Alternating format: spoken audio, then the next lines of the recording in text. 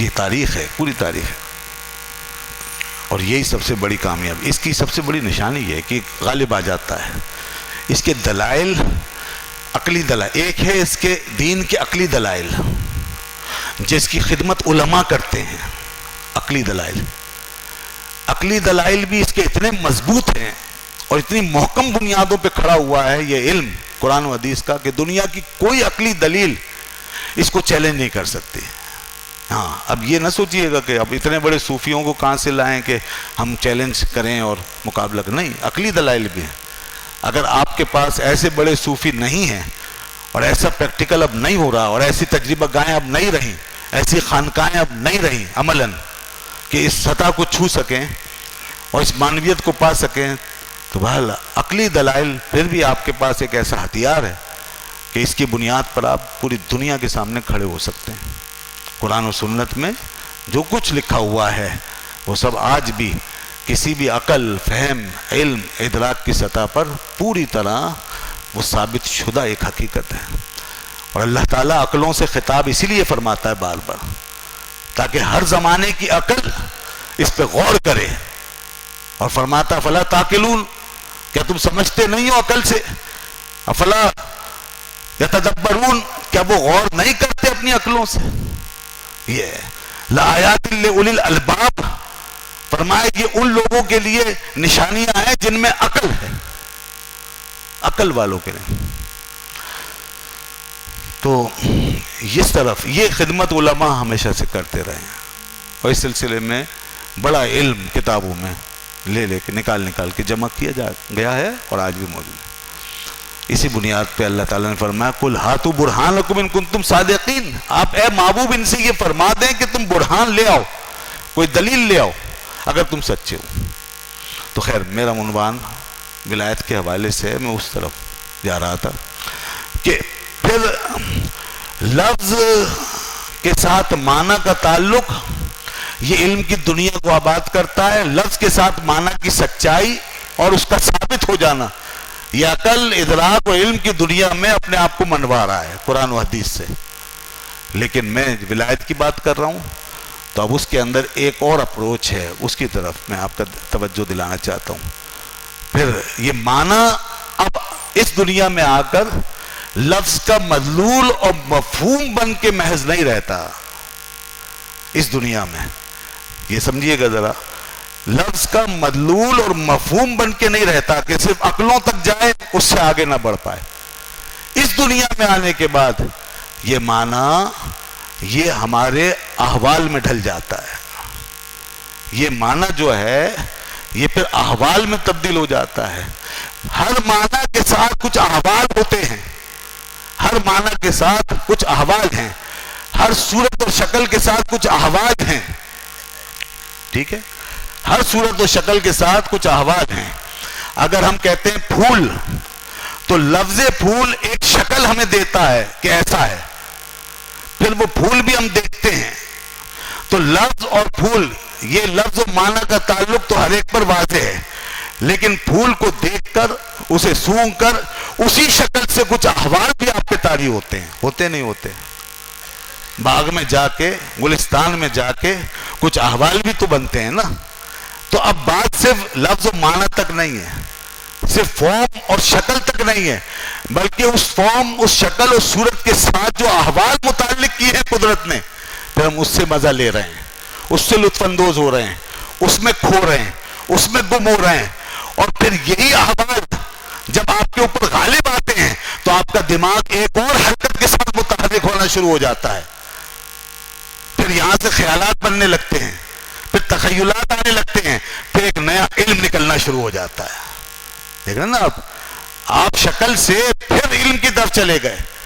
آپ پہلے گئے صورت کی طرف، صورت سے پھر معنی کی طرف گئے، اور معنی سے آگے بڑھتے بڑھتے علم کی طرف چلے گئے۔ اب ایک شاعر، ایک فلسفی، ایک باریک ذہن سے کام لینے والا، ایک بڑی گہری پرسیپشن سے کام لینے والا جب اسی صورت و شکل کو دیکھ کر آیا تو اس نے ایک اور قسم کی دنیا بسائی اپنے خیال میں، اس سے اور معنی اخذ کیے، اس کے دماغ میں اور خیال آتا ہے، اور اس طریقے سے اس کے اندر وسعت آنا شروع ہو گئی۔ تو مادی صورتوں میں، مادی معانی اور مادی صورتوں کے کے اندر جب یہ احوال ہیں اور جب یہ علوم ہیں اور جب خیالات کا ایک جہان اس سے وابستہ ہے، تو جو لفظ اور جو معنی اللہ نے اتارا ہے، جو لفظ اور جو معنی اللہ نے اتارا ہے، تو یاد رکھیے گا اس کے اندر بھی احوال ہیں، اس میں بھی بڑے اسرار ہیں، اس میں بھی معاملہ اتنا ہی نہیں ہے کہ لفظ کسی معنی کی صورت میں ڈھل کے منجمد ہو جائے اور اپنی جگہ اسٹل ہو کے بند ہو جائے۔ جس طرح کوئی صورت اپنی جگہ اسٹل نہیں رہتی اور احوال میں بدلتی ہے اور احوال کہنا شروع کر دیتی ہے، اسی طرح خدا کا نازل کردہ کلام بھی اپنے معنی کے اندر اسٹلنس کے ساتھ منجمد نہیں ہو سکتا۔ پھر جب یہ اس معنی میں داخل ہوتا ہے تو معنی کے اندر پھر سیر کرنے والے اور اس میں غور و خوض کرنے والے پھر اس سے احوال کے اندر جاتے ہیں، اور جب احوال میں جاتے ہیں تو یہ احوال دنیا میں کسی بھی منظر کو دیکھ لینے سے زیادہ عمیق اور گہرے ہوتے ہیں۔ یہ احوال مقدس احوال بنتے ہیں۔ یہ پھر معنی کے غیاب کو، اس کے ایبسنس کو پریزنس میں بدل دیتے ہیں، پریزنس میں بدل دیتے ہیں۔ دین کو، شریعت کو اس کی معنی سے نکال کر پریزنٹ کر دیتے ہیں اور موجود کر دیتے ہیں، یہ احوال۔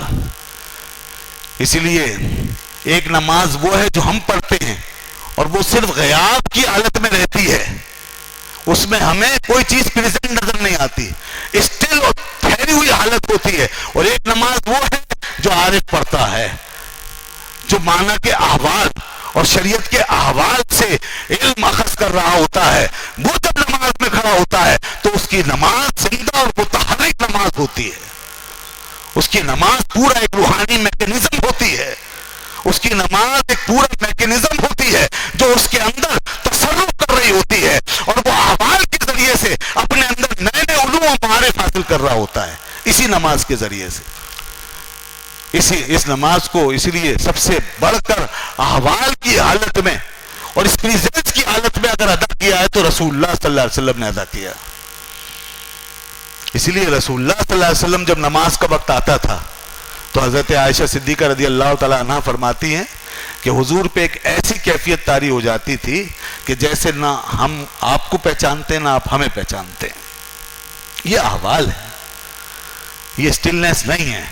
اب ایک روحانی میکانزم شروع ہو رہا ہے، رب سے تعلق کا ایک پورا میکانزم شروع ہو رہا ہے، اور اس وقت تک حضور اس کیفیت میں رہتے تھے جب تک نماز سے فارغ نہیں ہو جاتے تھے۔ اور عالم یہ تھا، لوگوں نے کہا کہ نماز میں اب چونکہ میکانزم ہے تو سینے سے ایسی آواز آتی تھی حضور کے جیسے ہانڈی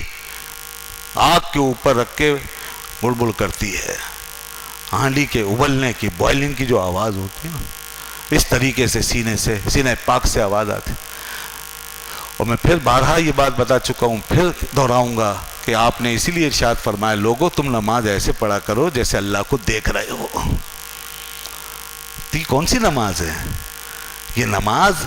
صرف لفظ و معنی کی نماز نہیں ہے، یہ نماز معنی کے احوال کی نماز ہے، یہ نماز غیب کو پریزنس میں لانے کی نماز ہے، غیر موجود کو موجود کرنے کی نماز۔ جو چیز آپ سے غیر موجود ہے اس کو موجود کر کے پھر سمجھو کہ نماز کیا ہے، روزہ کیا ہے، حج کیا ہے۔ تو یہ صوفیاء کرام کا یہ ٹریک ہے، یہ ان کا ٹریک ہے۔ اور میں اس کو اگر آپ علمی زبان میں اس کو کہیں تو ایپسٹیمالوجی ہے، یہ ان کی ایپسٹیمالوجی ہے۔ ایپسٹیمالوجی کا مطلب ہے مزاج علم، کیفیت علم، سرچشمہ علم، یہ مخصوص ان کی علمی ڈائمنشن